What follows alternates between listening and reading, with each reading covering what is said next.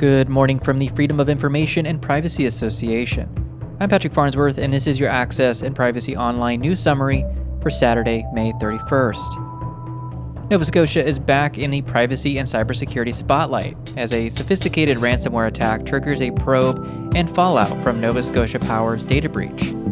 We have our regular summaries of privacy, access to information, and whistleblower stories from Canada and across the world. And we'll wrap up with FIPA's review of public body practice against public expectations, finding some major gaps in British Columbia. Let's dive in.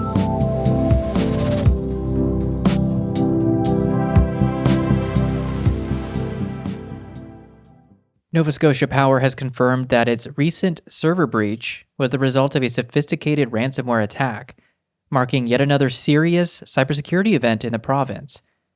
This latest breach disrupted internal systems and exposed sensitive personal data, prompting a federal investigation by Canada's Privacy Commissioner. Nova Scotia Power said that no payment was made to the person or group behind the sophisticated attack. It refused to pay the ransom. However, some experts have criticized how the utility notified customers about the breach. According to the Commission's website, federal privacy law requires notifications to be given as soon as feasible after a company has determined a breach of security safeguards involving a real risk of significant harm has occurred. The breach affects tens of thousands of customers, raising alarm over how personal information is stored and protected by public utilities. It comes on the heels of previous cyber attacks targeting Nova Scotia's health and education systems, making this the third major data compromise in under a year. Meanwhile, in neighboring New Brunswick, a 3-member panel reviewing NB Power's future refused to rule out selling the debt-laden utility. One of the members of the panel is the former Information and Privacy Commissioner for the province. The move has privacy and governance advocates worried, as a sale to private interests could shift accountability and data protection obligations away from public oversight. Final recommendations from the review panel are expected by the end of March 2026. Altogether, these developments suggest a broader crisis in cybersecurity planning and public trust across Eastern Canada's public energy sector. Turning to privacy news from across the country. From Galen Simmons, LGI reporter at the Wilmot Tavistock Gazette. In Wellesley, Ontario, dog kennel owners are requesting exemptions from a new bylaw requiring microchipping of pets. They argue the policy overreaches into private pet ownership and raises data tracking concerns, drawing a line between responsible animal care and invasive regulation. It should be noted that a microchip is not a GPS or tracking device, and it does not store any personal information about the animal or pet parent. A microchip simply transmits a unique number through radio frequency identification when scanned by a microchip scanner or reader. In British Columbia, we continue to see legal battles in British Columbia's patchwork approach to information management in BC's health authorities. A class action lawsuit has been filed over a 2009 Interior Health data breach. The breach involved employee health records and remained unresolved for more than a decade. Plaintiffs say this delay has compounded the damage and violated their long-standing privacy rights. Court documents say the full extent of the hack still hasn't been disclosed by Interior Health in the 16 years since. One employee says her personal information has been used since 2022. Meanwhile, another says in the lawsuits that she only found out about the data breach last month by reading a news article. Staying in BC, the Human Rights Commissioner has released a report evaluating government follow-through on previous recommendations. While some progress has been made, the report highlights troubling inaction on issues related to racial equity and human rights data collection, particularly around surveillance and policing.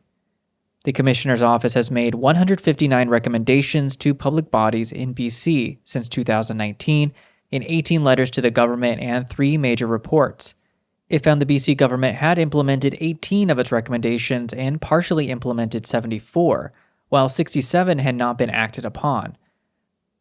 According to the office, overall, there has been progress on 58% of the Commissioner's recommendations.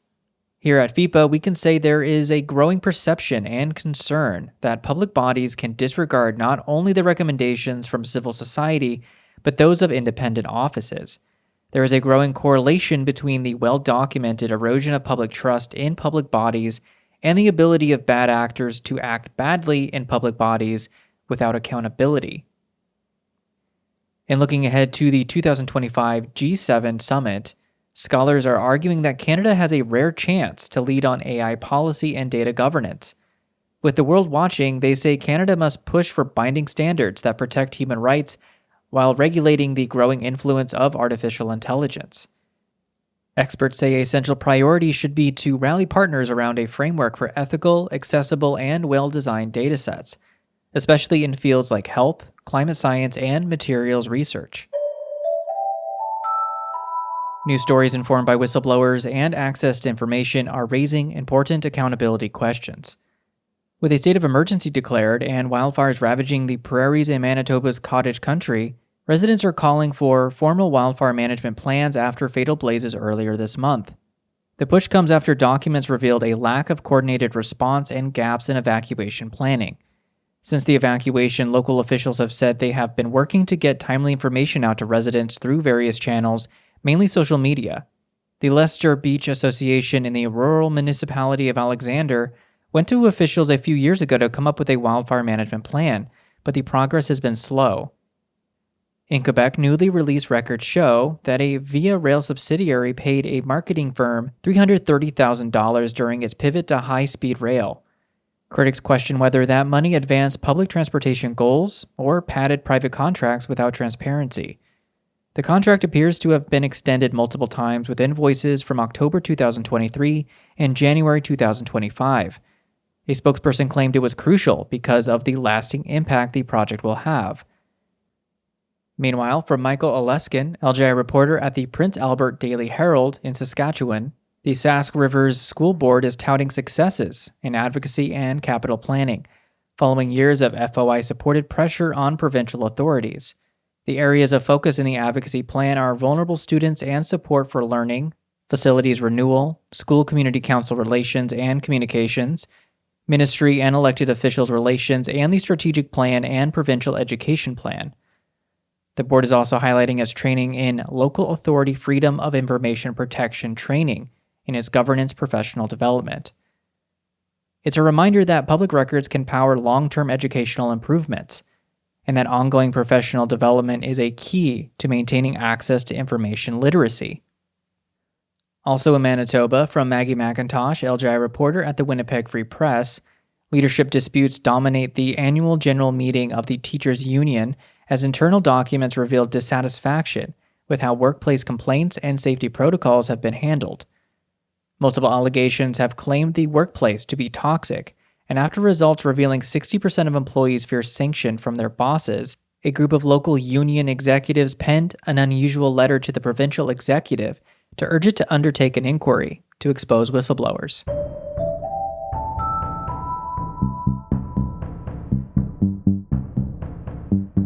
In the United States, a wave of legal and administrative actions continue to reshape privacy protections under Trump-aligned policies. A coalition of hunger and privacy groups has filed suit against the U.S. Department of Agriculture, opposing attempts to collect personal data on recipients of food assistance programs.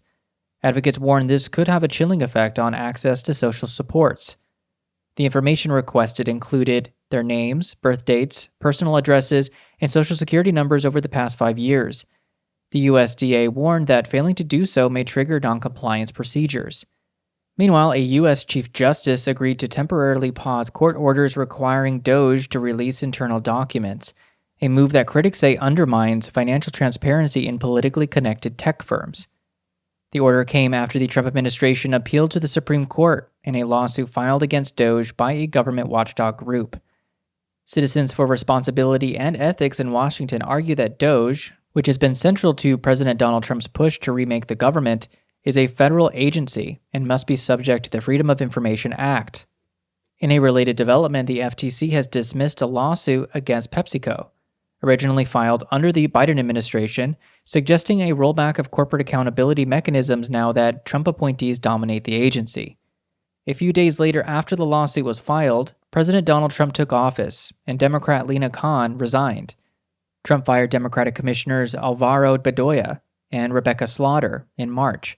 Slaughter and Bedoya have sued the Trump administration, saying their removal was illegal. And in West Virginia, the state has implemented new policies for its embattled foster care system, following lawsuits and whistleblower revelations. While officials promise reform, watchdogs remain skeptical about oversight in a system plagued by abuse and data secrecy. While the state plans to increase transparency, they put some of the blame on their predecessors for often withholding foster care information from the public, including stonewalling Freedom of Information Act requests. Internationally, 2 stories caught our eye this week. In the European Union, 4 major adult websites are under formal investigation under new child protection rules within the Digital Services Act. European regulators are examining whether these platforms adequately verify age and block exploitive content, a critical intersection of content moderation, child safety, and digital rights. The investigation comes after the Commission held a public consultation on draft online children protection measures that included proposals for age verification and age estimation methods to block young people from inappropriate content. Officials said the EU is also working on its own age verification app that online platforms can use to verify if a user is over the age of 18 without revealing any other personal information. It will be available by the summer. And in Australia, David McBride, a whistleblower who exposed war crimes committed by Australian special forces, has lost his bid for a reduced sentence. McBride pleaded guilty last year to 3 charges, including theft and sharing with journalists documents classified as secret. He faced a potential life sentence. The court's ruling underscores the growing risks whistleblowers face, even when acting in the public interest. The judges also rejected McBride's argument that as a military officer, he had sworn an oath to Queen Elizabeth II and therefore had a sworn duty to act in the public interest, claiming the oath obliged McBride to discharge his duties according to the law. And finally, FIPA has released the latest findings from our 2025 Access Assessment, measuring how well public bodies in BC are meeting public expectations around their information management. The results? Significant gaps remain between what's legally required, publicly expected, and what's actually delivered, with many agencies falling short in proactive disclosure, timely responses, and transparency. These findings will be part of an upcoming commentary with Spencer Eisen. We will unpack what the data means, why it matters, and how public expectations are reshaping the future of access in British Columbia and beyond.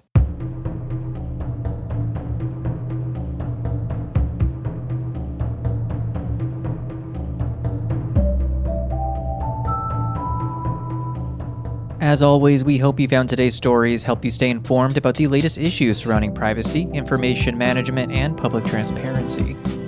To help us keep the mics on, be sure to subscribe through FIPA News Monitoring or consider a donation. Our writer is Sean Fisk. Original music in today's show was composed by the mysterious Breakmaster Cylinder. I'm Patrick Farnsworth, your host and producer. Thank you for joining. A big FIPA thank you to all the contributors, reporters, and outlets that make this podcast possible, and to you, our listeners, who help make this work successful. Stay safe and stay informed.